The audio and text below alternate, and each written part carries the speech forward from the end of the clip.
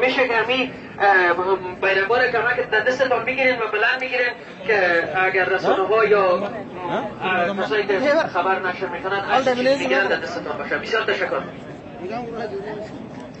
Ayen duraan dursee ijoolleen keenya warroonni guyyaa har'aa dhimma biyyatti deebisuu baqattoota Afgaanii fi riijektii uummata keenya irratti yeroo ammaa kana guutumaan guututti uummata Oromoo fi akkasumas guutuma uummata Itoophiyaa irraa dhufan taasisamaa jiru kana mormuuf jecha hiriira har'a qopheessine kana irratti argamuu keessaniif galatoomaa isiniin jecha itti aansuudhaan afaan Ingiliffaatiin wantoota tokko tokko waan biyya keenya keessatti ta'aa jiruu fi maal akka nu barbaannu isaaniif ibsuu barbaada.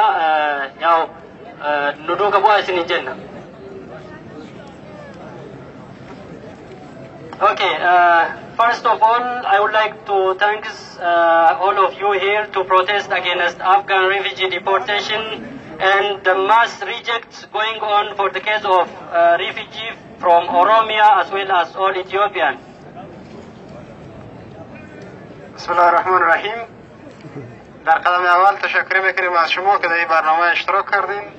این برنامه‌ای که بر علیه تظاهرات بر علیه اخراج اجباری پناهجویان افغان برنامه ریزی شده و ما دوستای اتوپیایی شکل داوطلبانه در این برنامه اشتراک کردیم.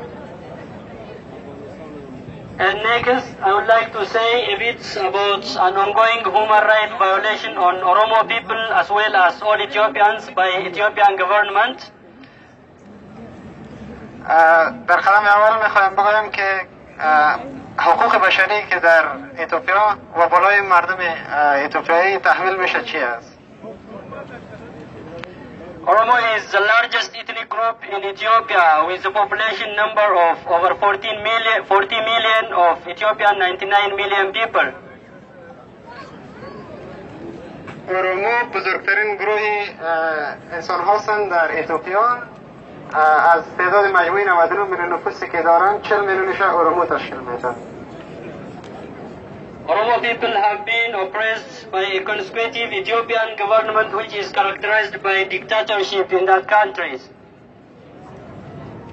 مردم اورومو در اتوپیا از سیاست‌های تبعیض‌آمیز و دیکتاتوری دولت که هستند به فقدان رسیدن یا گفت‌وگوی متأثر هستند. In that countries, there were continuing crackdown on opposition political party members, journalists, and peaceful protesters.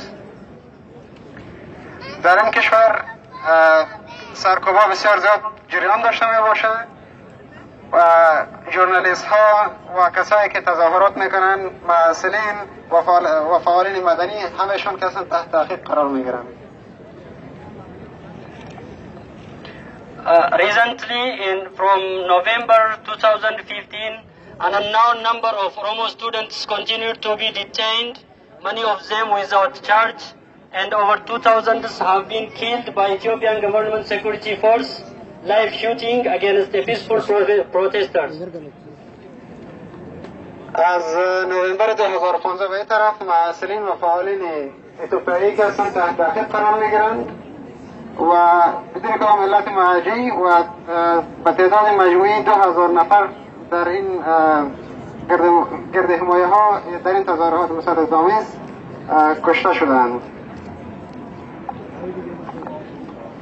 Last year in October 2016, in span of minutes, Ethiopian Security Force, Army and Air Forces massacred more than 678 unarmed Oromo civilians attending a Recha cultural festival at Bushoftu town. در اکتبر سال 2016 در یک هجوم نیروهای اتوپیایی بالای مردم که نه تنها زمینی بودن بلکه هوایی هم بودن به تعداد 678 نفر ملکی کشته شد و شهرشون شهر بشفتو.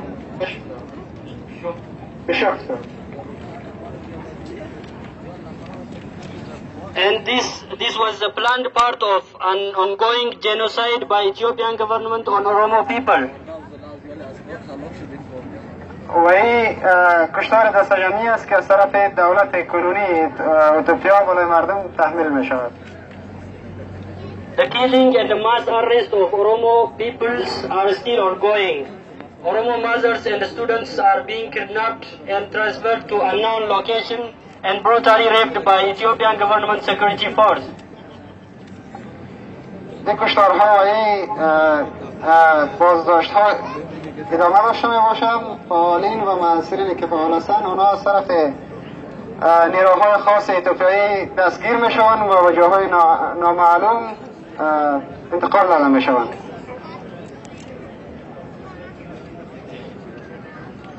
While Oromo and all other Ethiopians are under such a hard situation and dozens of people are being killed on daily basis, the cases for Oromo people are not still treated like others, and almost all of the refugees from Ethiopia are getting rejected for his case.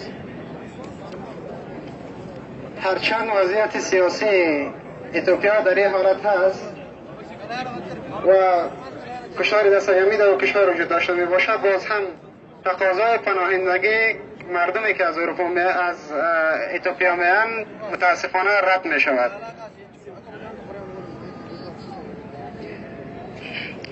We, the people from Oromo, as well as all Ethiopian, we strongly request all of you here to stand in solidarity with the people dying back home and ask the German government as well as European Parliament to make a pressure against ongoing human rights violation in Ethiopia and to stop their relationship with the full of dictatorship ruling party. ما مردم ارومو و همچنان کسایی که از اتوپیا هستند خواهشان تقاضا میکنیم که بر علیه این دولت‌ها با ما یک جای ایستاده باشند و در بالای پارلمان اتحادیه اروپا و بالای دولت آلمان یا دولت جرمنی فشار وارد بکنم که در قدم اول فشار وارد بکنن بالای دیکتاتوری که در اتوپیا است و در قدم دوم تقاضای پناهندگی اتوپیایی که در اینجا تقاضا میکنن رد نشود.